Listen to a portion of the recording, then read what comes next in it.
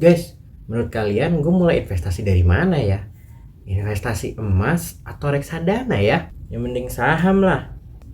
Kuno lu semua. Hari gini yang paling cuan tuh kripto. Duh, gue jadi bingung. Investasi apa ya yang cocok buat pemula kayak gue?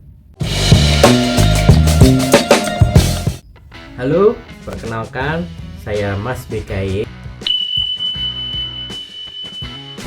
kreator dari channel ini. B. Belajar. K. Keuangan. Y. You. Juru cerita ekonomi berbahasa Jepang. Jelas dan gampang. Oke, barusan aja kita melihat video dari A, seorang investor pemula yang kebingungan mau berinvestasi di mana. Apakah kalian mengalami hal serupa? Berarti kalian cocok banget untuk nonton video ini sampai akhir, karena saya akan menjelaskan dan membantu kalian bagaimana memilih instrumen investasi yang tepat untuk pemula. Disclaimer terlebih dahulu, saya bukan seorang certified financial planner, tapi saya adalah seorang wartawan ekonomi yang kerap menulis berita tentang perencanaan keuangan dengan mewawancarai banyak financial planner. Dan saya sendiri sudah memahami ilmunya, terus sudah menerapkannya selama 9 tahun terakhir. Jadi saya juga seorang active investor ya. Disclaimer yang kedua, yang saya sampaikan di sini sifatnya hanya edukasi, bukan mengarahkan kalian untuk berinvestasi pada instrumen tertentu. Jadi ibaratnya saya tuh seperti hanya menyediakan kain pancing, nanti kalian yang akan memancing sendiri. Kurang lebih seperti itu. Yuk, langsung aja kita nonton selengkapnya. Atta Halilintar main bola. Kalau kamu mau pintar, nonton video ini seluruhnya. Jadi sebaiknya kita itu berinvestasi di mana sih? Jawabannya adalah tergantung. Kok tergantung? Iya, tergantung dua hal ini ya. Yang pertama, apa profil resikomu? Lalu yang kedua, apa tujuan investasimu? Jadi gue terangin satu persatu dulu ya. Yang pertama, profil resiko. Jadi secara sederhana, yang dimaksud dengan profil resiko adalah tingkat seberapa besar toleransi seseorang terhadap resiko yang dimiliki oleh sebuah instrumen investasi. Nah, profil resiko itu terdiri dari 3 jenis ya. Yang pertama, profil resiko konservatif. Yang kedua, profil risiko moderat. Yang ketiga, profil risiko agresif. Profil risiko konservatif memiliki ciri risikonya kecil tapi pendapatannya rendah. Profil risiko moderat, risikonya sedang, pendapatannya sedang. Sedangkan profil risiko yang agresif itu risikonya tinggi namun pendapatannya juga tinggi. Ciri-ciri profil risiko konservatif itu biasanya seperti ini nih. Gue takut yang macem-macem, gue yang pasti-pasti aja deh. Gak apa-apa lah, sedikit-sedikit, pelan-pelan, asal pasti. Kalau profil resiko moderat biasanya seperti ini. Gak usah ngebut gak apa-apa, tapi jangan yang pelan juga.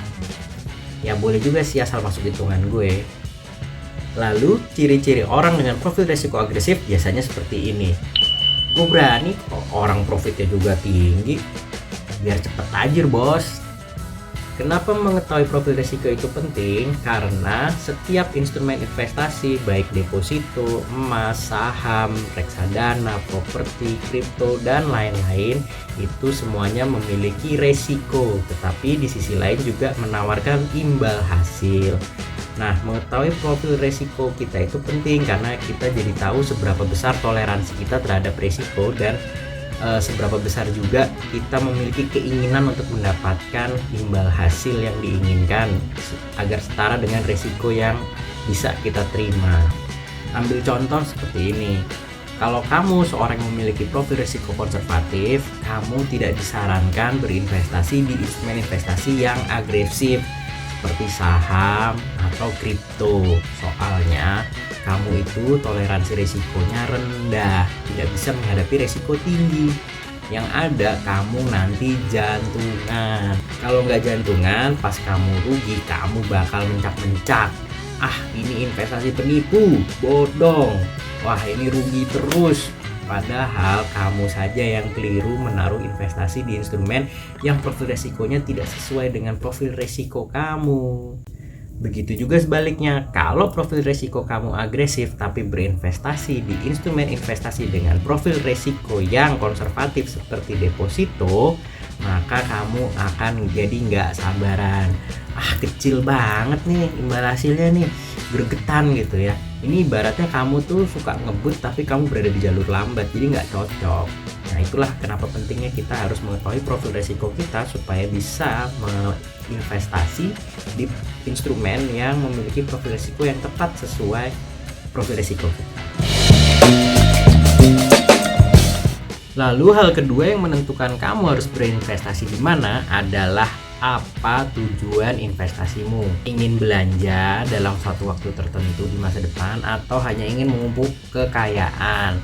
Contoh, kalau kamu ingin belanja atau mengeluarkan uang di waktu tertentu, itu misalkan 6 bulan lagi kamu mau beli motor, mau beli handphone gitu ya.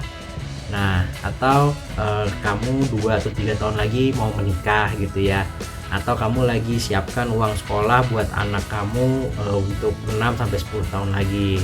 Nah, itu semua ingin dicapai dalam waktu jangka pendek, menengah, atau panjang ya. Nah, kalau saya pribadi sih biasanya membagi tujuan keuangan jangka pendek itu biasanya untuk periode bulanan 0 sampai 1 tahun gitu ya. Kalau jangka menengah itu biasanya 1 sampai 3 tahun. Lalu jangka panjang itu di atas 3 tahun. Untuk mencapai tujuan keuangan jangka pendek, tentunya harus menghindari instrumen investasi dengan profil risiko agresif seperti saham atau kripto, karena periode bulanan sampai 1 tahun itu sangat singkat dan sangat besar kemungkinan atau berisiko kamu akan merugi dan tidak akan sempat rebound untuk sampai posisi untung ya. Nah, untuk jangka menengah bisa pakai instrumen investasi moderat atau perpaduan antara agresif dan konservatif gitu ya, kan nanti sama jadi moderat gitu di tengah-tengah. Nah, lalu untuk investasi jangka panjang itu disarankan ditaruh di instrumen agresif. Ini karena jangka panjang ini bisa mentoleransi dari potensi kerugian dan bisa menciptakan keuntungan yang optimal untuk jangka panjang gitu ya. Instrumen investasi apa saja yang tergolong dalam konservatif, moderat, dan agresif? Instrumen investasi yang tergolong konservatif adalah deposito, emas, properti, obligasi. Adapun instrumen investasi yang tergolong moderat adalah reksadana. Sedangkan instrumen investasi yang agresif itu adalah saham, kripto, menjadi investor atau lender di fintech peer-to-peer lending.